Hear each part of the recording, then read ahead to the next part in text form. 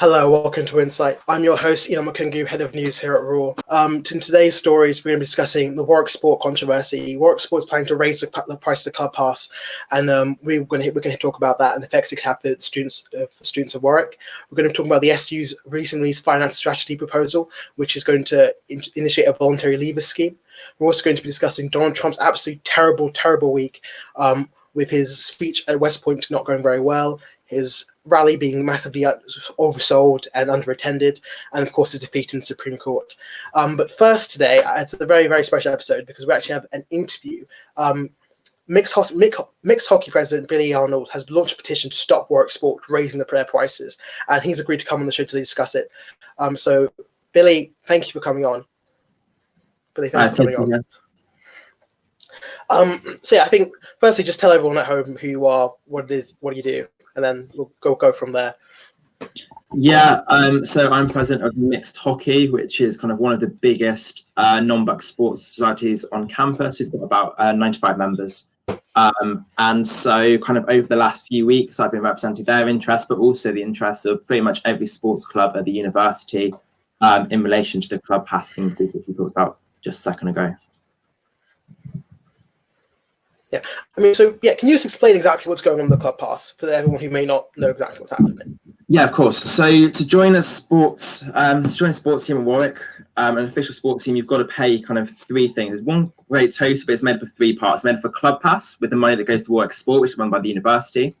You've got to pay a sports federation fee, which goes straight to the SU, and you've also got to pay a club membership joining fee, which also goes to the SU. So currently this year, it costs £56 to have the club pass, it costs £32 to have the sports federation pass, and it costs £6 to join every single sports club on top of that. From next year, Warwick Sport are proposing that they increase the price of the club pass. So that's the bit of money that goes to the university through Warwick Sport by £10, and that would make the cost of joining any sports club on campus over £100, even before you factor in things like kit, equipment, training costs, which a lot of clubs have as well.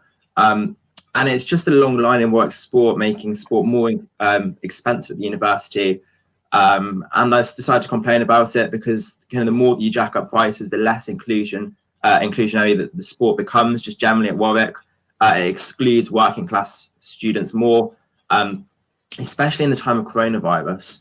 A lot of families are going to be really hard hit right now, and people just don't have hundreds of pounds to spend on playing sport at Warwick, and kind of moves like this just really counterproductive to the kind of overall vision of trying to get more people playing sports. Yeah. Do we have any idea why they decided to raise this the club pass price? So officially, what Warwick Sport have told me is that their argument is that at the moment they say that they heavily subsidise sport at the university. They haven't proved that to me yet, so I'm kind of waiting to have kind of further meetings with them and for them to prove that. Basically, their point is that they heavily subsidise it, and they're trying to reevaluate the way which they provide sports and essentially subsidise it less, with students picking up the associated costs.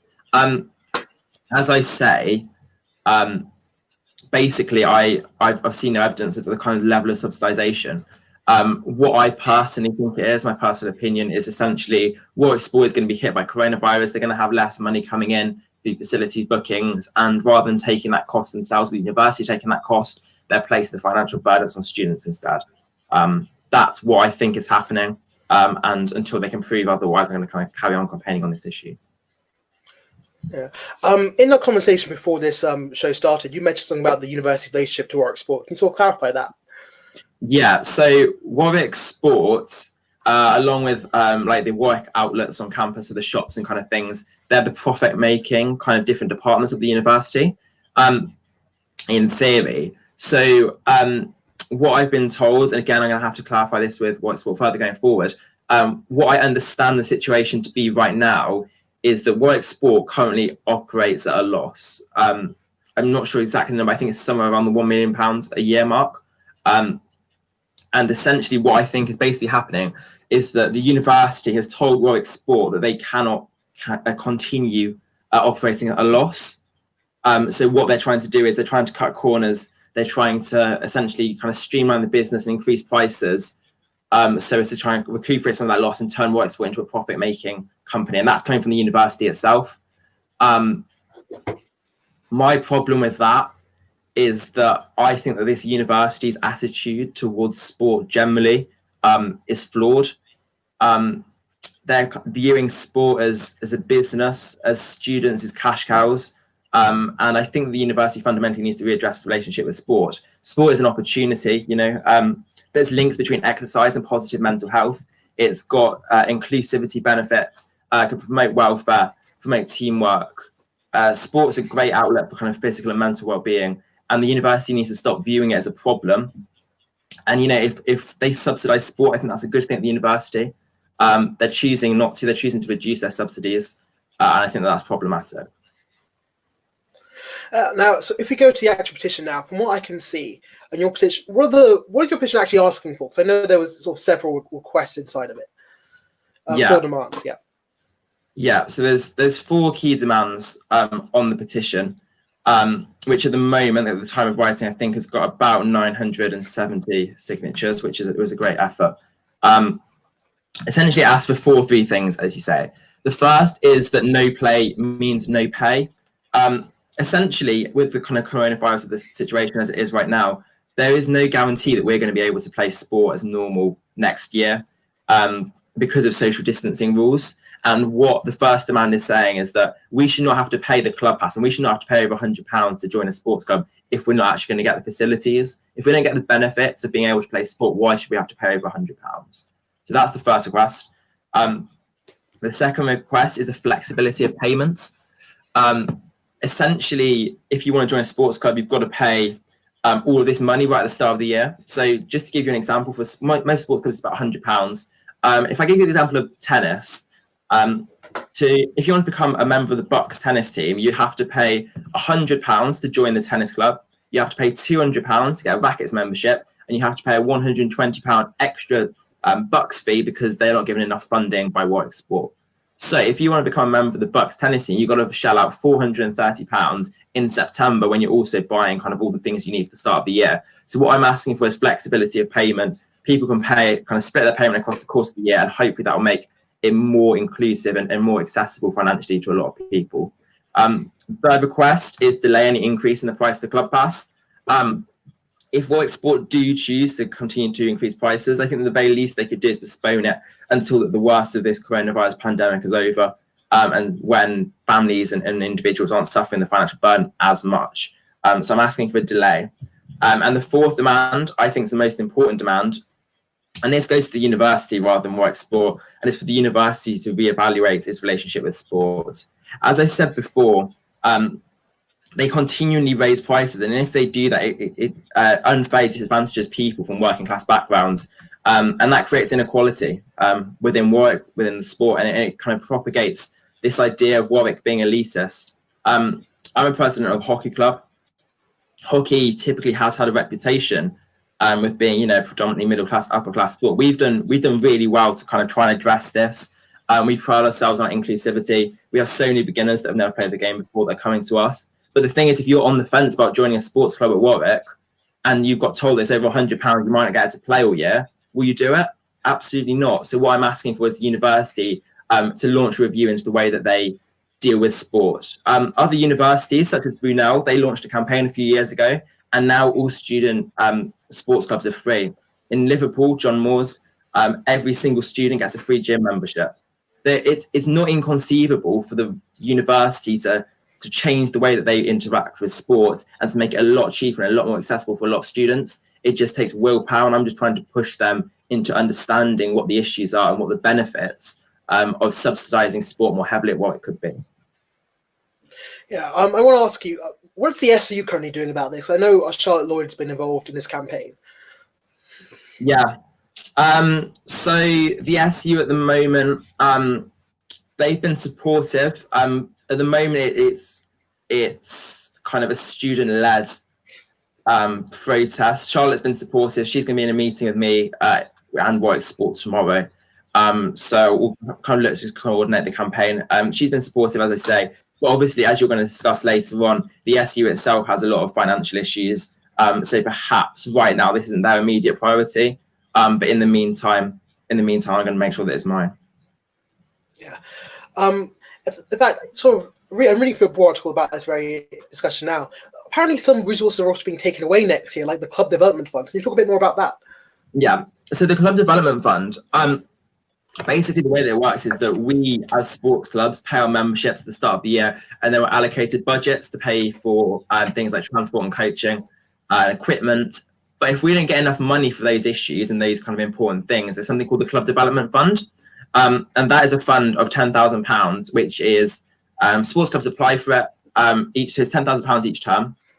Sport clubs can apply if they don't have enough money for like kind of a crucial issue. Let's say the hockey club last year, we had to get a vital piece of protective equipment for one of our goalkeeper kit, worth about £100. We couldn't afford to do that, but because we applied for a grant for the Club Development Fund, we got money for that. So it's worth £20,000 across the course of the year, and that is supposedly one of the key benefits that Warwick Sport provides sports clubs with. But going forward from next year, they decided to scrap that fund, which means that if partway through a season, any sort of sports club has an urgent need for equipment that they might vitally need, they have no opportunity to get that now. So they're going to be absolutely screwed, for want of a better term, because that's reduced. Another thing they're getting rid of is priority access for clubs at weekends. So for some clubs like Canoe Polo, that club, they need kind of weekends priority space to launch tournaments so they can make their revenue. But now Warwick Sport are prioritising outside clubs because they'll create more revenue for Warwick Sport, which again leaves some clubs which will rely on weekend access in an extremely problematic situation, and that's going to jeopardise the financial future of a lot of these sports clubs at Warwick. So the university has sort of come out and said that they heavily subsidise sports anyway, and they will not break down the club pass because it does cover an entire year. What's your response to that? Yeah. Basically, what they kind of say, it doesn't make sense. They're not giving us the black and whites of how they're actually subsidising sports at Warwick. I was calculating this the other day. Let's say that I have just under 100 members in my club. Each of them are paying in £100. That's going to generate £10,000. What are they spending that £10,000 on? I could run a sports club. I could run my hockey club. I could pay for the facilities for the time that we get, pay for coaching, pay for the transport in that £10,000 budget and still have money to spare. So I don't understand where that money is going. So I want to see this. I want to see the subsidies. I want to see how they subsidise it. And the other issue is, even if they do, that's not an achievement. Basically, Warwick Sport and Warwick University, their whole kind of justification is some other universities give you less than we do. But I don't think that's good enough. I don't think that the bar for Warwick Sport and Warwick University should be to not be the worst sports club, be the worst university in the UK at providing sports with members. I think that Warwick is supposedly a leading university in the country. It should be a leader in terms of sports. So I kind of question that. They say they subsidise. I want to see how they subsidise it. And even if they do subsidise it, they're not doing enough. They're not doing enough to kind of benefit students at this university. You know, I think there's 3,000 people who are members of sports clubs at these universities, maybe 4,000, in fact. You know, we're talking 1 in 6, 1 in 7 members at this university this issue directly affects. And probably the same again. There's probably another few thousand people who considered joining a sports club, but a price was a barrier to it. You know, this is a massive issue for a lot of students at the university. And I don't think that Warwick Sport or the university is taking this issue seriously enough. So what sort of steps you want to see Warwick Sport taking in the next, obviously you've laid out your overall demands, but what sort of steps you want to see them taking in the near future towards fix this issue? I want them to work with us. I mean, I'm under no illusions. As I said right at the beginning of this interview, Warwick University fundamentally are responsible for the inflow and the targets that Warwick Sport have to achieve. So Warwick Sport themselves may not actually be able to implement everything that I'm asking for because they don't have the capital to do it. If they've got targets coming from the university, they can't financially do it. So what I'm asking for is them to work in a dialogue with us. You know, they represent sport at the university. So hopefully they're going to be on the same page as me and say that actually we want as many students as possible to be able to access sport. So I want them to work with me, have a kind of constructive, open dialogue. To be fair, they're starting to do that now, which I'm kind of looking forward to developing, working together, and hopefully kind of review. And if Warwick Sport, the SU, and individual students can come together to petition against the university more broadly to change their policies, if Warwick Sport are on our side, we've got a much better chance of actually getting something done. So in the short term, I would like them to be kind of listen, kind of be open in our dialogue, and hopefully kind of come over to our way of thinking, which is that we want to make sport as accessible and affordable for as many people at the university as possible. Yeah, I guess I want to ask, what would you say to students at home who want to get involved in helping this campaign? What would you tell them to do? Just basically write letters. So that I have posted kind of on the kind of faculty, I've signed a petition. If you look on that petition, there's different emails that you can write a letter. So you could write a letter to Warwick Sports, so club development at warwick.ac.uk. Send them an email, tell them your thoughts, sign a petition, share the petition with your friends at the university. And basically, yeah, what we want to do is basically get as many voices as possible kind of supporting this. So write emails, sign petitions. I'm going to try and have meetings with Warwick Sport and kind of see where it takes us. And yeah, hopefully we'll get somewhere.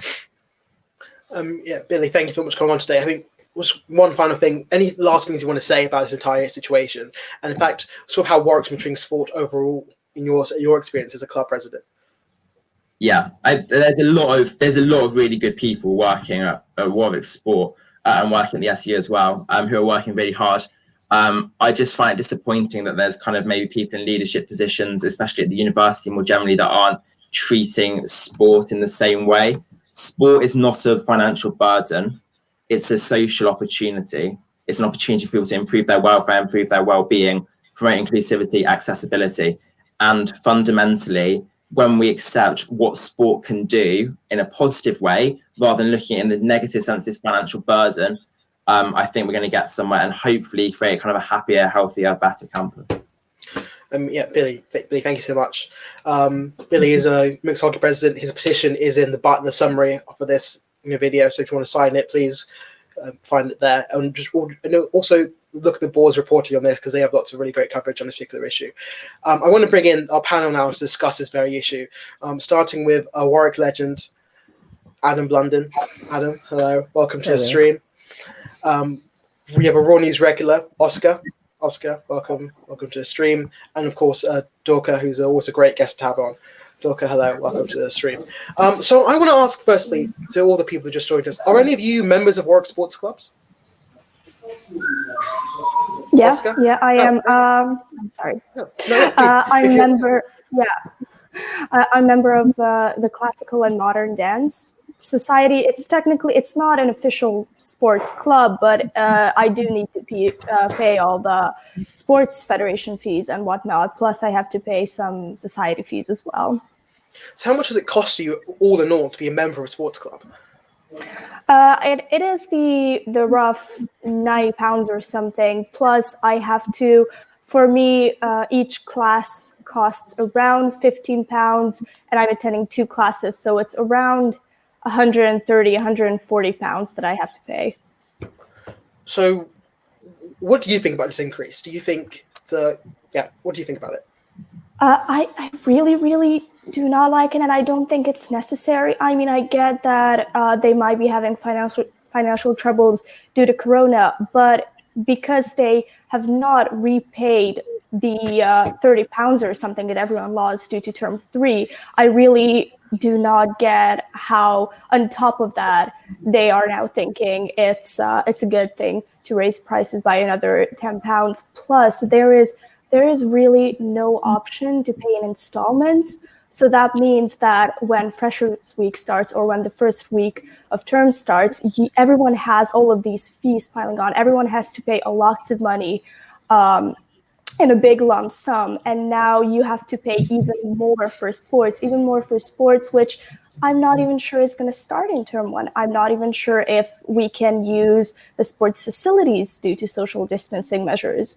And I haven't seen the Sports Federation really putting out a statement about how they're going to solve social distancing rules. the first statement they are putting out is about increasing prices, but I really don't know for what. Yeah. Hannah, I want to come to all of you.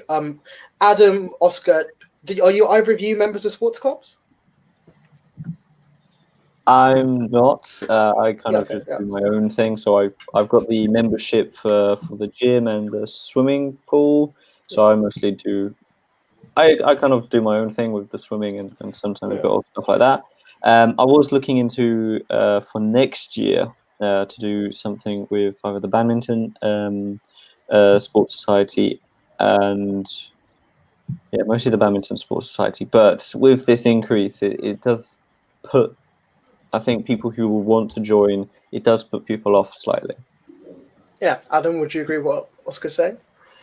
Yeah, I haven't had any experience with Warwick Sports Club specifically, but I've had a decent amount of experience with Warwick Sport in general.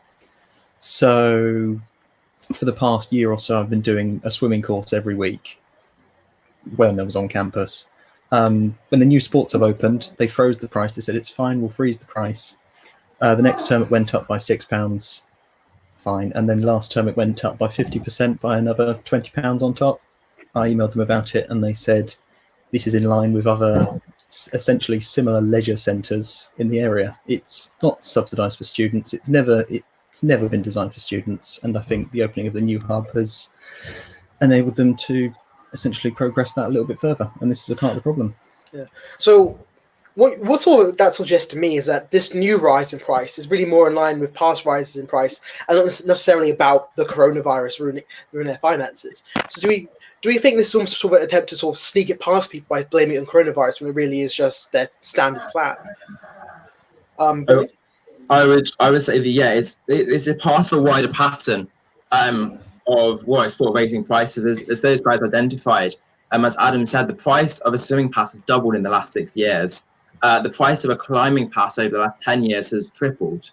As I said, this club pass increase is quite literally the straw that broke the camel's back. And although I'm asking a couple of these kind of thought goals, asking about the club pass issue to be addressed specifically, a lot of them are just kind of wider issues because, as we've said, this is like kind of one small kind of issue within a bigger picture of Warwick Sport constantly raising prices over a period of time, and treating, as Adam said, treating students as members of the general public who are just there they can make a profit off. And I'm suggesting that you should treat students differently, being that these are student facilities. Yeah, I want to say, so panel, what do you think of what Billy's saying there? Dorka, as another fellow sports member, I'll come to you first on this. Do you agree with what Billy's saying? Yeah, I completely agree. And also, if you go to one of the well-being services, the first advice they give to you to improve your well-being is do sports. Do some physical activity. It will lift your mood, but it also costs £100 and up. £100 is just for you to be able to enter the sports hub. You are not doing any sports by paying that £100, and it's not accessible for everyone. And I completely agree that we are not just members of the general public. We are the student body who are already paying an insane tuition fee and who should be prioritized over other people, who should be the people the sports hub is for, who should be the people the sports membership is for. And if anything, raise the price for the general public or raise the price for people outside of the university and then subsidize us from that money. But we should not be carrying the burden of them just maintaining the facilities. Yeah, obviously, Warwick Sport, as I said earlier, they've released a statement here to the board, but then they say that they don't just maintain facilities. It is about a wider subsection of things and investment in sport by Warwick University and Warwick Sport. What do you see as what was their investments? What do you see of what Warwick Sport's putting back in aside from facilities? This is actually a plug to everyone because it's not just a club civic thing. Where do you think this money is going? I can speak to what they've said to me. Yeah. So they gave me a list of kind of things that they were spending money on. Some of them are about Facilities, some of them are staffing. One of them was to shape the direction of sport at Warwick. That's one of the things that they spend their money on. No, I don't know what it means either. I asked them, I didn't get a proper response. One thing they do spend a lot of their money on, this relates specifically to sports clubs, is bucks, so that's the university, kind of inter-university competitions. They spend, I think, almost £200,000 a year on that. And that is something which means that for sports clubs that aren't bucks, they're subsidising sports clubs that are bucks, and that kind of creates a disparity in terms of kind of what value for money different kind of student sports clubs actually get with depending on your bucks or not. But yeah, more generally, it's a lot of money on staffing, facilities, and yeah, they're not as efficient as they really could be. I mean, I'm looking at this here, and they say that for every member who pays for the club pass, they receive over £300 in return. Do you think that math works out, Billy?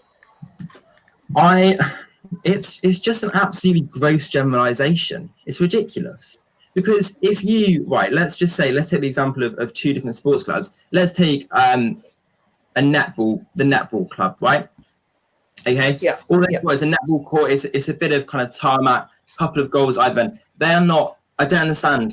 How they're getting their value for money. Maybe something like motorsports, where they're kind of being subsidised in their races. There's a lot of expensive equipment. They are getting value for money. But for kind of Warwick Sports to break it down and be like, yeah, on average, I don't think you can use an average for this when it's 4,000 students in 70 different sports clubs, all of which have a vastly wide range of needs, equipment costs. And yeah, I just think it's hiding behind a figure without actually breaking down into the realities of what that actually means. Yeah. I think, panel, just as a last bit on this topic of Warwick Sport, what is your overall opinion of Warwick Sport right now? What do you think they need to do to change to work better next year? Oscar? I think they really need to take into consideration the student bodies and what's happened over this year. The fact that I remember Billy saying that they haven't paid the £30 from the final term, it's wrong. They should, everyone's suffered due to COVID-19. And the fact that they are treating the student body as just the general public who can go in and out, and it's the same with students, but they're not taking students into consideration. They're treating us as a business opportunity and just trying to make a profit any way they can. Yeah. Adam, you said you agree with that?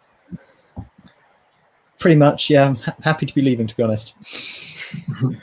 Well, we're not happy to lose you. Dorka, do you agree?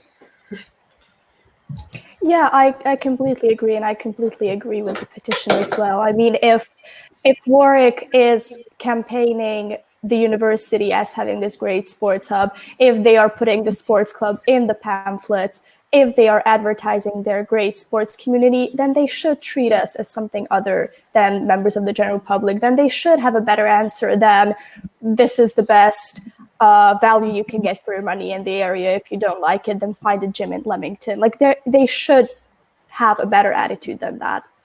Yeah, and Billy, obviously, I'll give you the last word on this entire story.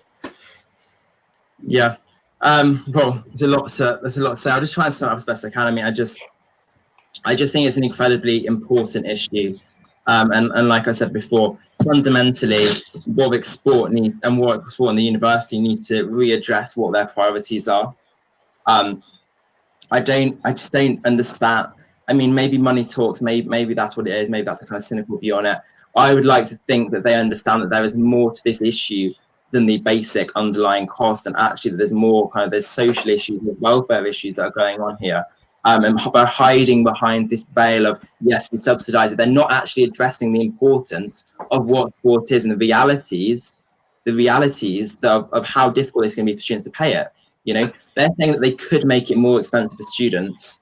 Well, that's not good enough. They can't hide behind what they're already doing as an excuse to not do more. Thank you, Billy. And now, speaking of changing priorities, the SU released their finance strategy plan for the next 5 years. One of their key goals is now delivering financial sustainability. Obviously, during these pandemic times, that's very, very hard. So the SU have put in place a number of measures to try and help them achieve that. They're using the government's furlough scheme. They put a freeze on staff recruitment, and they're postponing any spending that can be postponed. But one of the things that most caught my eye and Adam's eye when we first heard this, story, was that they're starting to invite expressions of interest from staff for a voluntary leaver scheme in the next few weeks. I'm going to come to Adam, who's sort of our correspondent on this, for a more in-depth summary. Oh gosh. Yes, we broke this on the Johnny Jenkins show on Friday, didn't we? Yeah.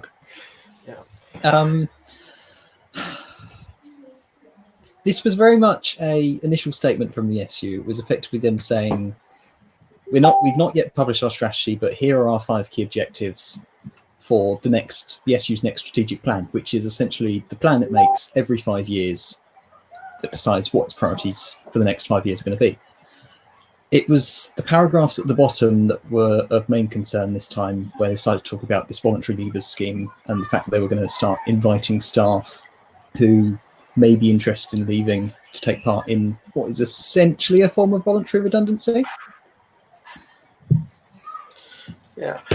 So, panel, I want to get first your reactions on this. Billy, I've come to you a lot today, but I want to, what do you think about this? It's interesting to see. It's kind of a little bit out of the blue here. I suppose it's kind of part of a wider decision that a lot of companies are facing in the context of COVID. I don't actually know how the SU funding scheme works, to be briefly honest with you. I don't know what the relationship like with the university is. But I'd be interested to see whether this kind of decision is completely independent of everything the university is going through right now and their kind of decisions, or whether the two are interlinked. I don't know enough, and it'd be interesting to see what will happen in the kind of long run in the next 2 or 3 years. Will this kind of streamlined figure of the SU, will this kind of go back, will this kind of change to how it was when we kind of recover from the financial impact of what's happening right now? Or is this going to be a sign of what's actually going to happen going forward as the SU kind of maybe becomes less powerful, becomes smaller, becomes less relevant perhaps in relation to the university? Because that is what will happen if we keep kind of getting redundancies from the SU. The voice of students in relation to the university will only become weaker, and that's problematic for us. Yeah, I mean, Billy, as a sort of club president, you get some of your funding from the SU.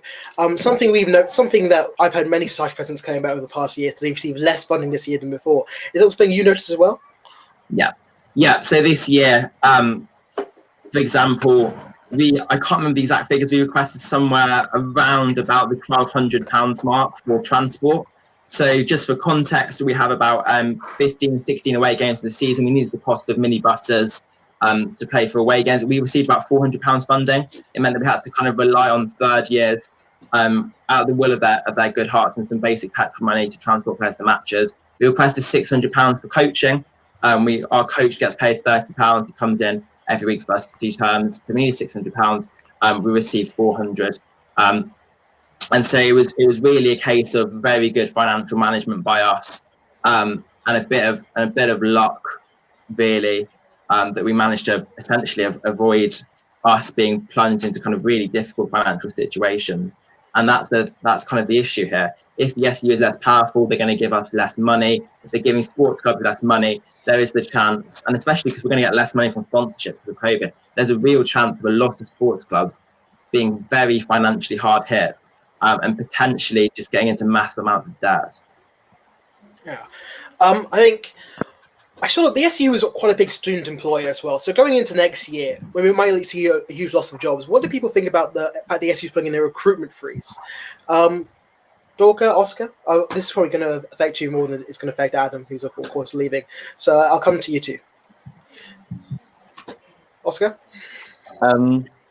I think it's not the best thing that they should be trying to do. But I mean, yes, it's going to be a lot difficult for people to get employed and all of that. But a lot of students do search, especially in their second and final years, and even in their first year, they want to do some other jobs just so that they have some money, so they can go out, they can do other activities, they spend the money which they get from the jobs, and it's for their food, their activities, the sports, the transport.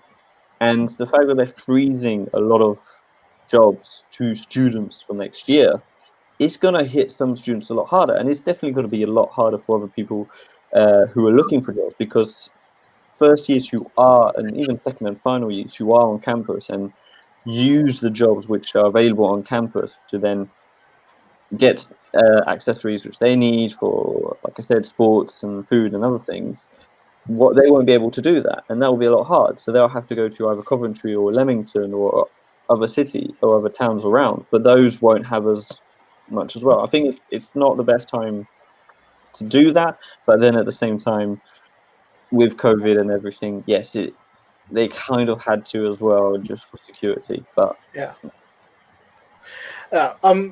We sort of touched on this in Johnny Jenkins' show last week. This report was almost sort of sneaked out under the wire, so hoping people would notice it. Why do we think the SU doesn't want people to know about this story?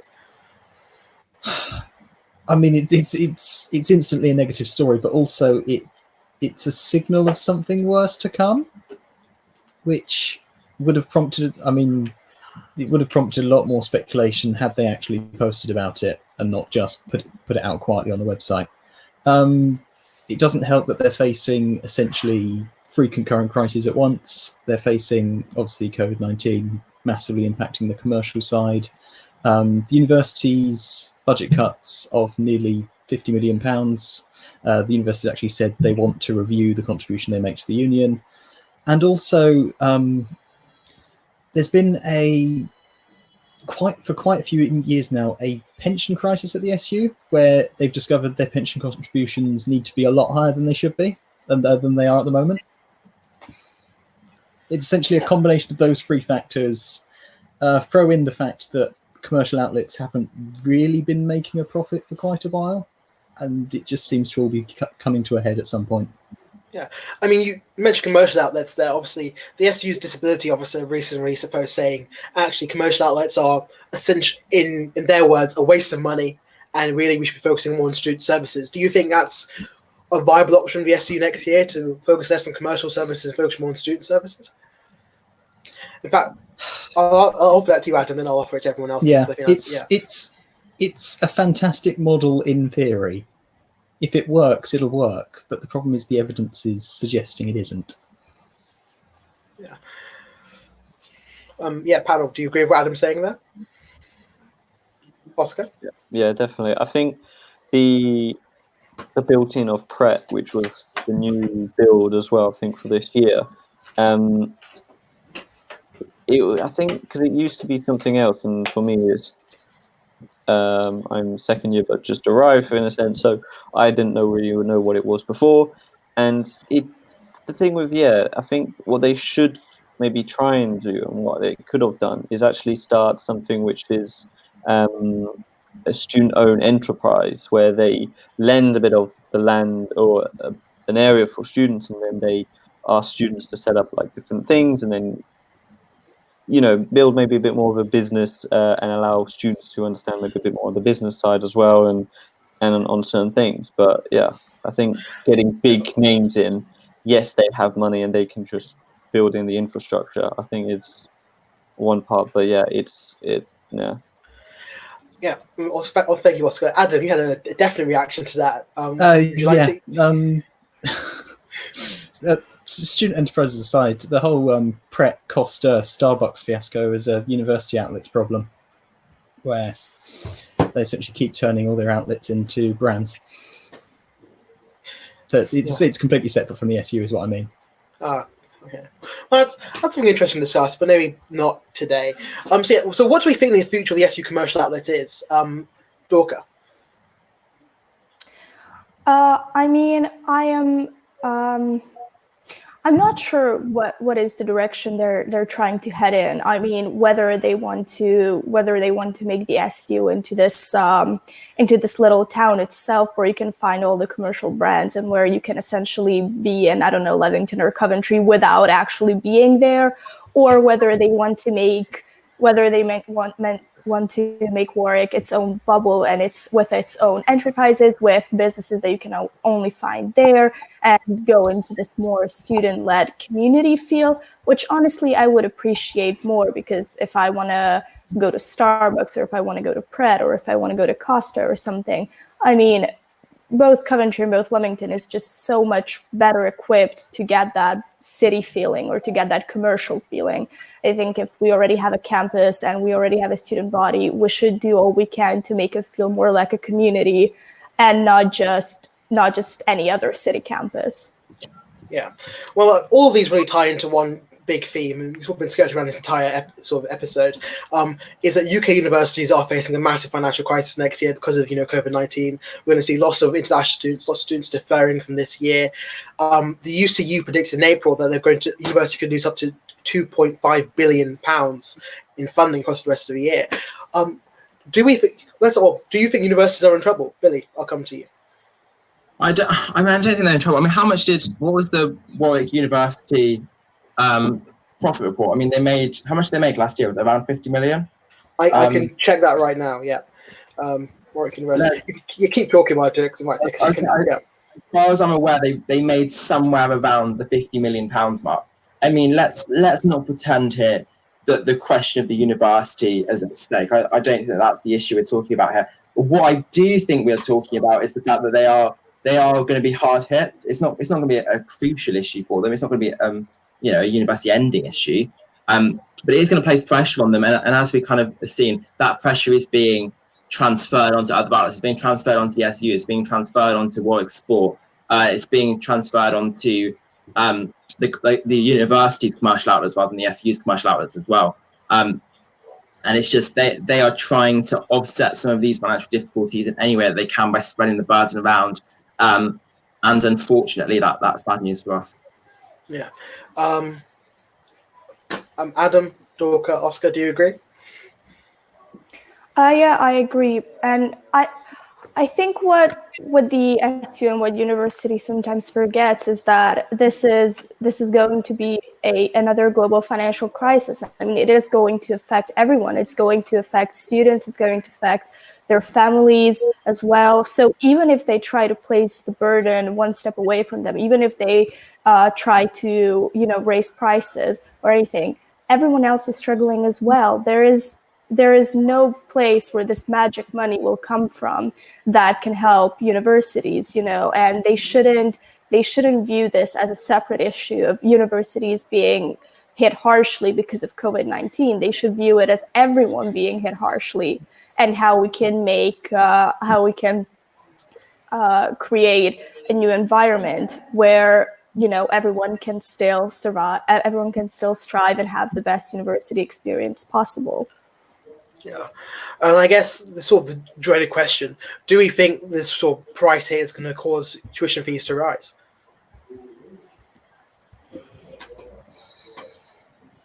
Unknown, really. No. I think, I don't. Hopefully, no. Yeah. Adam, why do you say no? Because to be honest, every signal we've had from Warwick so far is that they want to incentivize people to come here as opposed to essentially pushing them away. We've seen them desperately offering graduates discounts on postgrad courses, which as a current postgrad is a little hard to take, but there we go. But there's a clear willingness from them to get students in, and raising tuition fees in any way seems kind of counterintuitive. Yeah, I mean, maybe those discounts are encouragement for you to come back next year, Adam, because we're not ready to lose you just yet. But yeah, you also said no. Do you agree with Adam saying there? Or do you have a different rationale? No, I completely agree with Adam. I think they do want to keep students, especially international students, because that's where they make the most money from. And I mean, with international students, I think they might increase slightly, just because they think that they can say, oh, we have something which is unique, and they might try and use that as their selling point. And if they do, then that's just wrong in every sense. And yeah, I think really they're not, generally for the UK students, they're not going to increase, but I am worried slightly more for international students. And people who will be coming to the UK. Yeah, I think that's going to be the last word we have on the SU and Warwick University. I do now want to turn to Donald Trump. It's absolutely terrible, no good week. It's just not been a very good time to be Donald Trump. Firstly, his speech was not well received. His speech at a university graduation was not well received. He was accused of not being able to drink water with one hand. He was accused of not being able to walk down a set of steps. The Supreme Court struck down his attempt to roll back protection for trans people in the workplace, and then his poll numbers have fallen. And of course, on Friday, his big comeback relaunch campaign event was massively underattended and apparently trolled by K-pop fans into selling too many tickets. So yeah, I think firstly, what do you think of the week Trump's had? Adam, I'll come to you first. I mean, do you want me to pick through each of them one by one, or just the bits I found the best? The bits you found the best. Just list the bits you found the best. The rally in Tulsa on Friday was hilarious. Not only for the small crowd, but for the way in which it was done and the way in which it essentially exposed the campaign for the incompetence it is. Allowing people to essentially order hundreds of tickets to this event, claiming that you're going to have an overflow section outside for all the millions of people who have ordered tickets to your event, only for none of them to turn up, because in fact it is right. I'm very wary of using the phrase K-pop fans, because that it doesn't single out a group of people, but it makes them appear a lot smaller than they really are. It's essentially a vast swathe of the internet subculture that did this. And it is a fantastic piece of what is essentially direct action that had real tangible effects in the real world. Yeah. Just to be clear, for people at home who may not know about this, many people on the internet falsely on all the tickets on the fake names, emails, and phone numbers to lead the Trump campaign to thinking that they're going to deceive, apparently, according to them, over 1 million people to try and turn up to their event, where, of course, they received under 16,000 people attempted to attend the event. Which I believe the number by the fire marshal was just over 6,000. Yeah, just over 6,000, which meant they couldn't even fill the venue to capacity, which was their original plan. In fact, overflow. They flew Nigel Farage out to America, in fact, to host an overflow event outside, which of course now couldn't take place. Dorka, as an academic officer at Politics Society, you're very tuned into the politics of the world. I want to hear your take on the week Donald Trump's had. I mean, I have been waiting for the fall of Donald Trump ever since he was elected. And, you know, whenever he had a scandal, I was like, oh, this is going to be it, or, oh, this is going to be it. And then this week, it might actually be it. In the sense that now you can see Trump freaking out a little bit, like with people not showing to his campaign, even he was like, oh, whereas with, you know, when people previously opposed him, he didn't really care about it, or he called it fake news. But this was the first time when he actually, with his own eyes, saw that things might not be as ideal as he thought they were. And then for the book about him to be released, despite him taking it to court, is just absolutely fantastic. Yeah, of course, I forgot to touch on, you mentioned John Bolton's book. John Bolton was previously at the National Security Advisor to Donald Trump. John Bolton's released a book essentially calling Donald Trump, in John Bolton read, an idiot, and saying he should only become a one-term president. Some particular highlights of the book. Trump didn't know that the UK was a nuclear power. Trump repeatedly tried to send Kim Jong-un a signed copy of Rocket Man as a way of expressing admiration for him. That was apparently not delivered. And yeah, sort of just several. I mean, if I listed every single embarrassing detail for Donald Trump, I could be here for the rest of my life, essentially. But the real important thing of this is Trump accused the book of being completely made up, tried to get it declared classified, and took it to court to stop it being released. The court basically said, that's not allowed, you can't do that, the book is being released. So this is another major defeat for Donald Trump. Has anyone else here, aside from Dorcas, seen or heard anything from the book? Oscar, I'll come to you. Oscar, what do you think about the situation? I think it's absolutely hilarious. I don't know if any of you saw his latest tweet, which was today at 3:45. Absolutely brilliant, because he's really because he knows he's failing at this moment, especially with on Friday the rally and everything. He basically just tweeted that all mail-in ballots are going to be apparently rigged because he basically just insulted half his nation as well. And it's just he said using COVID in order to cheat by using mail-ins. It just shows that he has no understanding, and he's just completely lost there we go. everything. And I don't know if any of you know how mail-in ballots work and how you need to apply for one. It's extremely long. You can't impersonate anyone because you need to know their own address, their social security number, so much information which barely anyone has. But Fox and Donald Trump have just made this thing where it's really easy to impersonate anyone when it's not. And the fact in the mail-in ballots are extremely important, and people in America should use them as much as possible for the election in November, because it will be a huge. It's huge, and it should be used. Of course, Donald, the biggest. Most megfagyott, mert telefonálsz valakivel. The biggest issue with Donald Trump is that Donald Trump's himself a mail-in ballot voter because he's registered in Florida but lives in Washington, D.C. Sorry, Dorka, can you just mute yourself for a second? Sorry. I can't, yeah. There we go. Yeah, so... yeah, so I sort of want to go to the panel. Do we think Donald Trump's chance of being re-elected have been seriously hurt, not just by events of this week, because obviously they've been disastrous, but more long-term by coronavirus and the various scams he had during the coronavirus? I'll come to Adam of Token Oscar. So Billy, it's up to you to come in on this. Yeah, I can jump in after. I mean, from my perspective, my worry is that in the current climate, if kind of things remain as they are with coronavirus, by the time you get to November, I think there's going to be widespread voter suppression. You know, there's going to be there's going to be a reduced number of polling stations. Those places are going to be, those polling stations that open are going to be located strategically.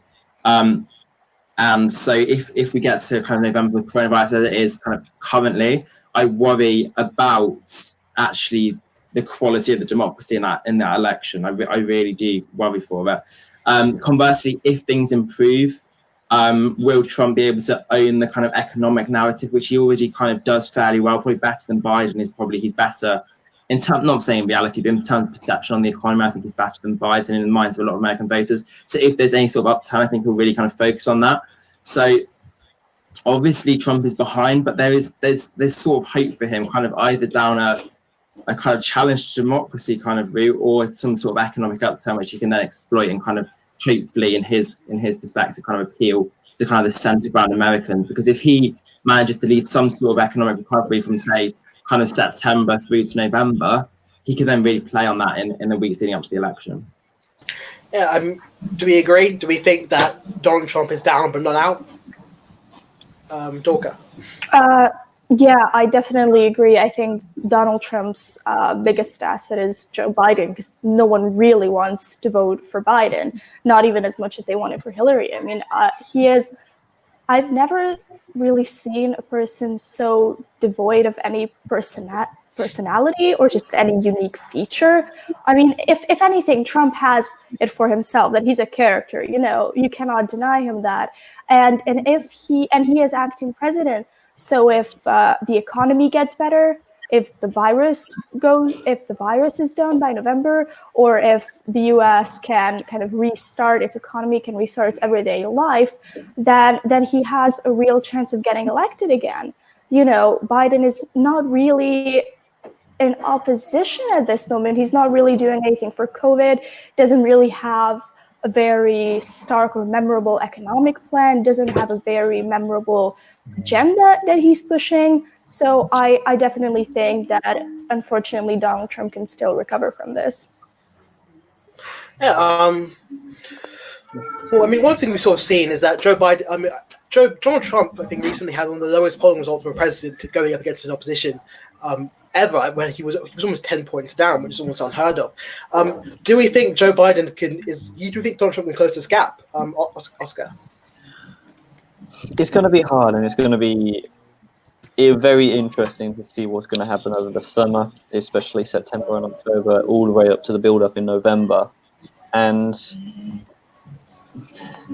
there is a lot which has put Donald Trump down. So because of the COVID and the whole of the Black Lives Matter and how he's insulted almost every single person in the world.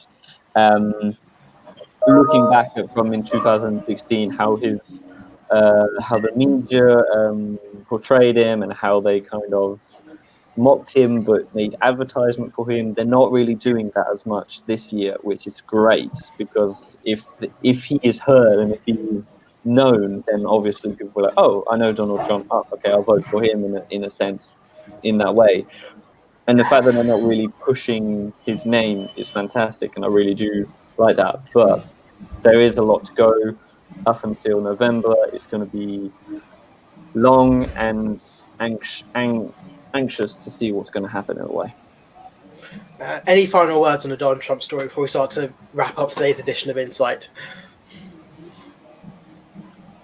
Well, it's comedy, walking comedy, and at this moment, I'm loving the USA live feed. It's great to watch if you want something lighthearted, completely arrogant and wrong about this fantastic parallel world, which seems to be really interesting. Yeah. Well, thank you, panelists. You've all been absolutely brilliant. Thank you for coming on today. I think just for the last... Well, we have 4 minutes left in the show, but we're going to end before then. I just want to say thank you to everyone who's watched and supported this show the entire time it's been on. You've really helped us keep the show going. I want to say thank you to Ren Dachapos, program controller here at Raw, who's been massive support for this show in advertising it and obviously letting the show happen. I want to thank our program station managers, of course, who have been very helpful behind the scenes, and everyone else in the news department who's really both supported this show and done their own news shows, which really kept the page alive, kept people engaged in Raw News. If you want to listen to this show as a podcast, it's now available on Spotify, Apple Podcasts, and Google Podcasts, and various other places podcasts can be found. And I just want to thank you for watching. Goodbye.